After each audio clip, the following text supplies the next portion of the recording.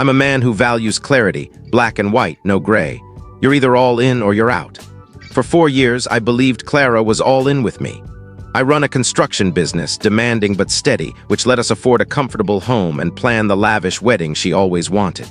I'm a details guy, a planner who thrives on order. Clara, though, was a free spirit, always chasing the moment. I thought we balanced each other, me the foundation, her the spark. Her ex, Nathan, lingered like a shadow. They'd been together for years before me, and though Clara swore she was over him, his name kept surfacing. A random text, a stray comment. I didn't like it, but I trusted her. I believed our future outweighed her past. That trust shattered the night before our wedding. It was the rehearsal at the chapel, everything in place. Our families, the wedding party, the vows we'd practiced.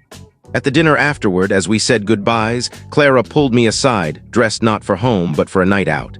"Don't wait up," she said, her voice too light.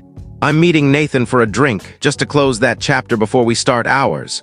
The words hit like a punch. The night before our wedding, she was choosing her ex over me. For closure, my best man, my cousin Jake, overheard his shock mirroring mine. But I didn't shout or fight. A cold clarity took over, like flipping a switch from emotion to logic. This wasn't a problem to fix with words, it was a system collapse, and I was the one to rebuild.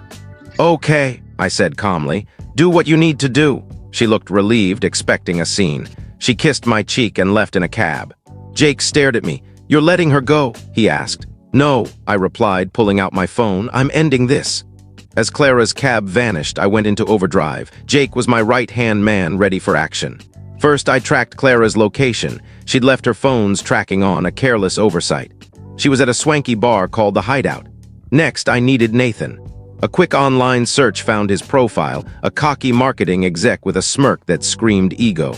Perfect. Using a burner app, I texted him as Leela, one of Clara's bridesmaids. "Hey Nathan, Clara's a mess. She's getting married tomorrow but can't stop thinking about you. She's at the Hideout, scared to admit she's trapped with her controlling fiancé. Be her hero. Show up tomorrow at St. Mary's, 10 a.m. It was a gamble, but Nathan's type thrives on being the savior." While waiting for his reply, I rallied my groomsmen and dad. I laid out the plan. The wedding wasn't canceled, it was repurposed. I sent a text to my guests. Urgent. Wedding plans changed. Tomorrow's event is now a celebration of Clara's choices. Come to St. Mary's as planned. Sit on my side. Trust me. Financially, I cut ties. I stopped payments on vendor checks and reported my credit card tied to the venue and caterer as stolen. The contracts co-signed by Clara's dad were now his burden. Nathan texted back, "Is this real?" "She's with me now," I replied. "Ask her if she's happy. She's hiding it, but she needs you at the altar tomorrow." By midnight, I was packing. I grabbed essentials, shredded shared documents, and left one thing on the counter. My parents' wedding photo, open to a picture of their love with my engagement ring beside it. By 2 a.m., Jake drove me to the airport. I'd used miles for a one-way ticket to Belize, our honeymoon destination. As I boarded, Nathan texted, "I'll be there." I powered off my phone and smiled. Showtime.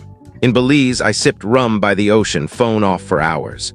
When I turned it on, chaos flooded in, missed calls, texts, voicemails. Jake's updates painted the scene. My guests filled the chapel, buzzing with anticipation. Nathan stood at the altar, nervous in a cheap suit.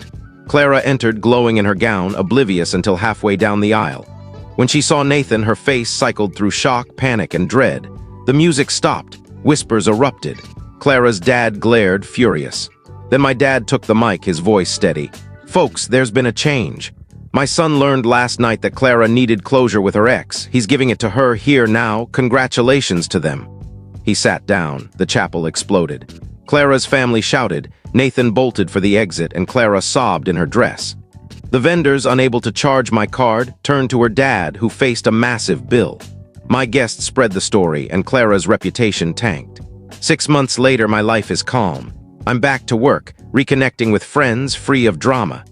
Clara's dad paid off the vendors to avoid lawsuits, a blow to his wallet and ego. Clara's living with her parents, ostracized after trying to spin the story online. Nathan cut contact, humiliated. I ran into her friend Leela at a store. She apologized, saying Clara thought I'd just get over it. I smiled. She miscalculated. I'm seeing someone new now. It's early, but it's honest, built on respect. When she asked about my past, I said, "I was supposed to get married, but I took the honeymoon solo instead." She laughed, calling it brilliantly unhinged. Maybe it was, but walking away from betrayal to rebuild on my terms. That's the clearest choice I ever made.